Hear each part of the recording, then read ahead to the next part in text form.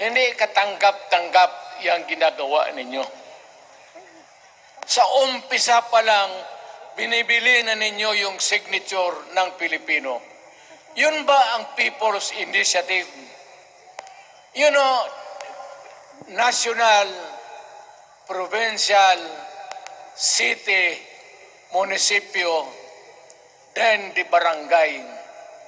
Yan ang echelons ng power sa gobyerno.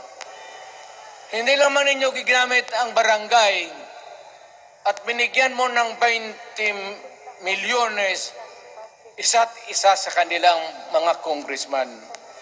At binibili ang Pilipino. Alam ninyo kung ano yan? Kaluluwa ang ninyo ang binibili ng taong bayan.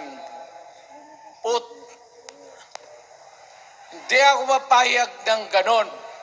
Nakapag-aral ako, hindi naman ako ignorante. Bakit ka mag-people's change? Ang problema ninyo, ganito.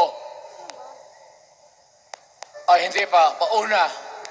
Ang malas ng Pilipinas, every president, almost all, pag naupo na dyan sa Malacanang, walang ginagawa kung mag-isip ang mga putang ina kung paano pahabain ang termino nila. That's the problem. Bakit ganon kayo?